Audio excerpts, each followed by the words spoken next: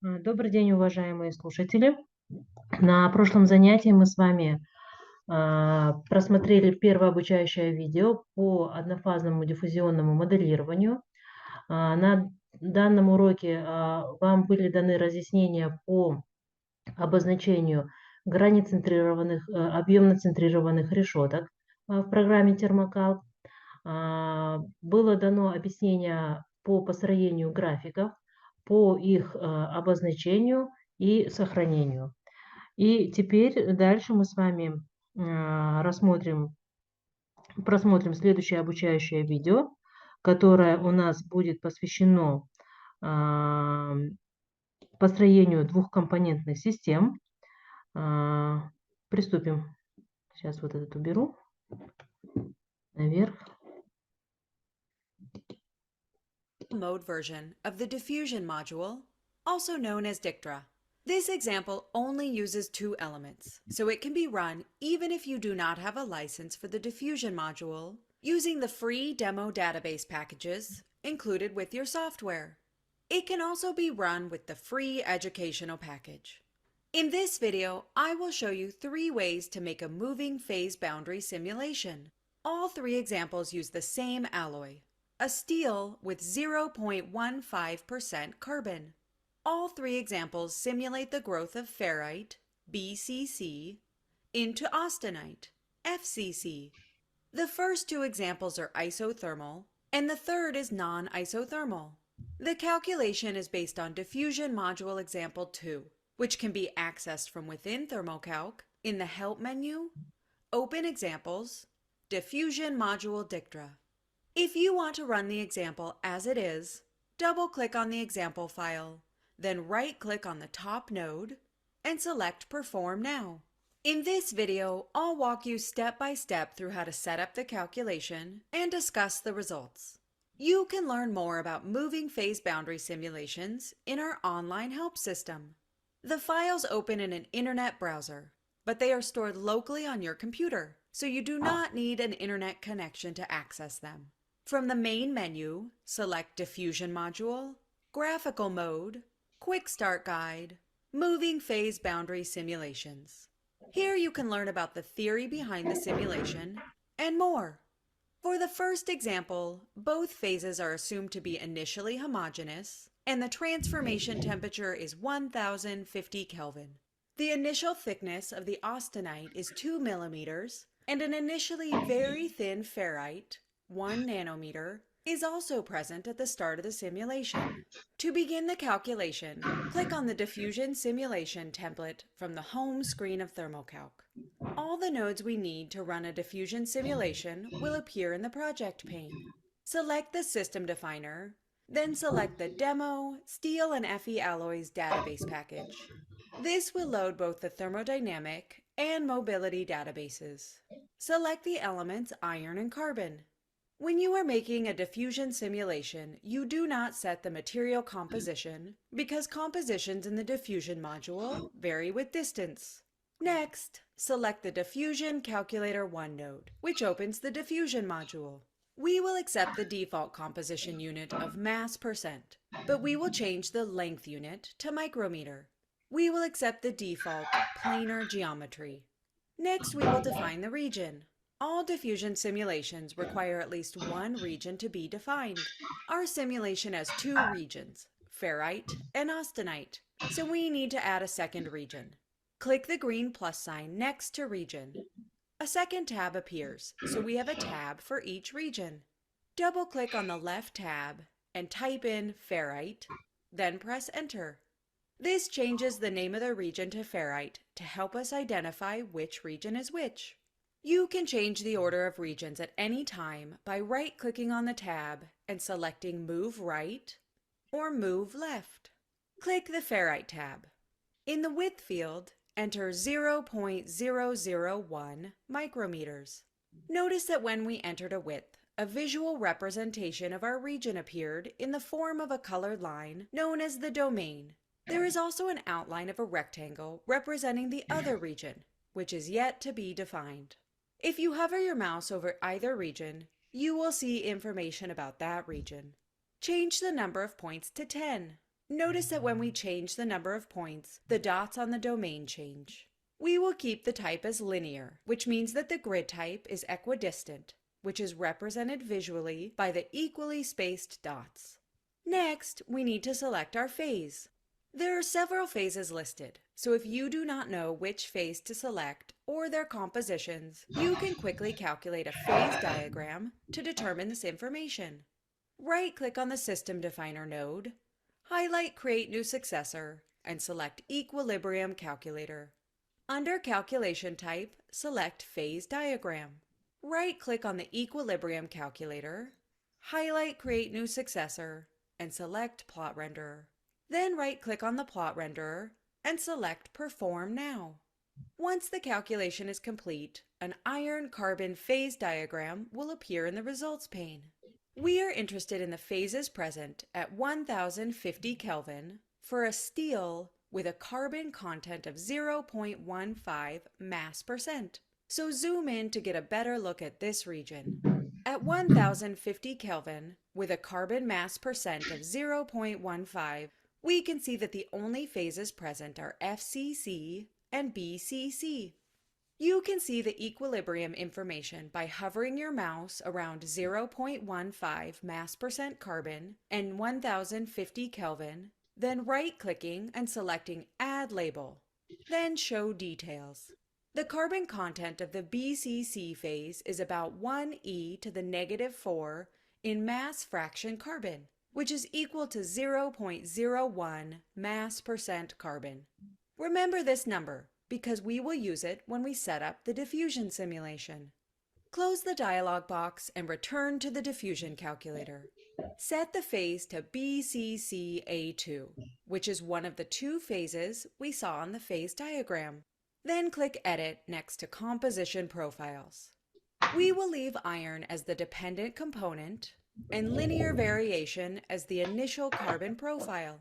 You can read about these options if you hover your mouse over the drop-down menu. Enter 0.01 in both fields to represent carbon going from 0.01 mass percent on the lower left-hand side of the system to 0.01 mass percent on the upper right-hand side of the system, which we will see in the plot. This is the mass percent we saw in the equilibrium calculation. Click Apply. We will now set the second region, so double-click on the second tab and name it austenite. Then press Enter. In the width field, enter 2000 micrometers. Notice that the domain turned almost entirely red. This is because the austenite region is so much larger than the ferrite region that the ferrite region is too small to see. Therefore, it is represented by a dashed outline. If I were to enter 0.001 in the austenite region, the two regions would be the same size, so you could see both regions as solid colors. But in our simulation, austenite is 2000 micrometers, so I will change it back. We will leave the number of points as 50, but we will change the type to geometric and change the ratio to 1.05. Notice that when I change the ratio, the points on the domain change. Я вообще ничего не понимаю.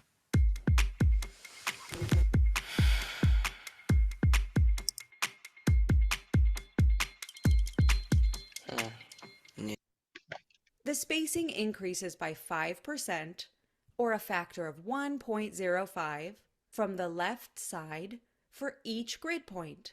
They are more closely spaced on the left side of the domain because it is usually good practice to have a denser grid closer to moving boundaries where the composition profiles are expected to vary a lot during the simulation. Set the phase to FCCA1, which was the other phase we saw on the phase diagram. Regions are always separated by phase interfaces, and the phases must always be different for each region. Click Edit next to Composition Profiles. Enter 0.15 in both fields. This is the material composition, and entering it here means that carbon will go from 0.15 mass percent on the lower left-hand side of the system to 0.15 mass percent on the upper right-hand side of the system, which we will see in the plot after we run the simulation. Notice that we can see a visual representation of this, which also includes the ratio of 1.05 we just discussed. Click Apply. Finally, we need to define the thermal profile. This is an isothermal simulation, so leave that selected. Set the temperature to 1050 Kelvin. Notice that the Perform Tree button is grayed out, and we are not able to press it. This is because the diffusion module is designed so that you cannot perform a calculation that is not fully set up. If you hover your mouse over the button, a tooltip will appear listing everything that is missing. We still need to set the simulation time, so I will set it to 30 hours. Now click on the Plot Renderer 1 node. Change the x-axis variable to time, hours, and change the y-axis variable to position of interface. Change the units to micrometer, but leave the default interface of ferrite, austenite. Now click Perform at the bottom center of the program. Once the simulation is finished running, a plot will appear in the results pane. The plot shows the ferrite-austenite phase interface position as a function of time. The plot has the parabolic appearance that is characteristic for many types of diffusion problems. We can see that the curve does not flatten out, which tells us that ferrite has not reached equilibrium at this time. If we go back to the diffusion calculator and increase the time to 300 hours, then click Continue, we can see that BCC reaches equilibrium when the curve flattens out. Notice that there are now two colors on the plot line. The blue section represents the first simulation of 30 hours, and the red section represents the continuation to 300 hours. Next, we will add a second plot to look at different variables. Right-click on the Diffusion Calculator 1 node, highlight Create New Successor, and select Plot Renderer. Right-click on the new plot renderer and select Rename so that we do not confuse the two plots. Name the node Composition Profile C for carbon, then press OK. Set the x-axis to distance, micrometer, all regions. Uncheck the box next to automatic scaling and set the lower limit to 0, the upper limit to 2000, and the steps to 200. Set the y-axis to composition, carbon, mass %. Make sure the time unit is set to hours, then place your cursor before the 300 in the time field. Add 0, space, 1e to the -4, space. This will plot the simulation for all three of these times. Right-click on the Composition Profile Carbon Plot Renderer node and select Perform Now. A second plot will appear in the results pane, which shows the mass % of carbon over a distance from 0 to 2000 micrometers at the three times we set: 0, 0.36 seconds, and 1,080,000 seconds, or 300 hours. Now I will show you a second way to set up this same simulation. Right-click on the Diffusion Calculator 1 node and select Clone. We now have a second diffusion calculator that has the same configuration as the first. Select the Ferrite tab and delete the region by clicking the red minus sign next to Region. This leaves us with only one region, austenite. Select Show Left Interface Boundary and select the BCC A2 phase. Leave the driving force as it is. This means that the simulation will start with austenite only, which is the phase FCC. Then ferrite, which is the phase BCC, will form when the driving force for this phase exceeds 1e to the -5.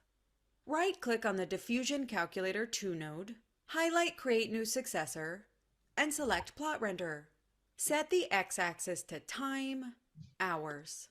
Select the y-axis drop-down menu, and notice that there are not that many options. For instance, position of interface is missing. This is because the region is not yet created. In the first method, we entered both regions, but in this method, we only enter one region and ask the simulation to create the second region once it becomes stable. In order to get additional plot options, we must perform the simulation. So right-click on the Plot Renderer 3 node and select Perform Now. Once the simulation is finished running, we can select Position of Interface from the Y-axis drop-down menu. Change the unit to micrometer. Our interface has also appeared.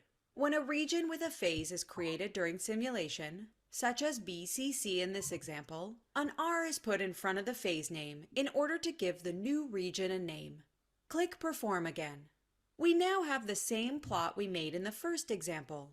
Finally, I will show you how to run a non-isothermal simulation in the same setup. This means that the temperature will change. If we look at the phase diagram we created, we can see that at 0.15 mass percent carbon, only one phase is present above about 1130 Kelvin, FCC. As cooling occurs, the BCC phase will appear once the temperature falls below approximately 1130 Kelvin. Note that if we have a thin ferrite layer present at the start of the simulation, then it would dissipate if we are above this temperature. Therefore, we want to run a non-isothermal simulation that starts with a single region, austenite, and adds ferrite once it is stable. Right-click on the Diffusion Calculator 2 node and select Clone. This gives us an identical diffusion calculator. Select the Diffusion Calculator 3 node and select Show Left Interface Boundary just to remind ourselves that BCC will be introduced once it is stable. Under Thermal Profile, select Non-Isothermal, then select Edit Thermal Profile. Set the initial time to 0 and the temperature to 1200. Hit Enter and set the second time to 0.3 hours and the temperature to 1050 Kelvin. The final temperature, 1050 Kelvin, is maintained during the entire simulation, which is 300 hours in this example, but it is only shown for 0.3 hours. To get a visual of the entire thermal profile, hit Enter and set a time of 300 hours and a temperature of 1050 Kelvin. If you hit Enter, you will now see the entire thermal profile. Click OK. We must now run the calculation before we add a plot renderer node. This is because the austenite phase, BCC-A2, will be created during the simulation, so it cannot be plotted until after it is created. Right-click on the Diffusion Calculator 3 node and select Perform Now. Once the simulation is complete, right-click on the Diffusion Calculator 3 node and select Create New Successor, Plot Renderer. Set the x-axis to time, hours. Set the y-axis to position of interface, micrometer, and notice that the austenite phase, which was created during the simulation, is present. Now select Perform from the bottom center of the program. Once the calculation is complete, a plot will appear in the results pane, which is similar to the two isothermal versions we created. We hope you enjoyed this video. If you have suggestions for videos you would like us to make, please leave us a comment. We are always working on new videos and would love to get your input. Спасибо за внимание.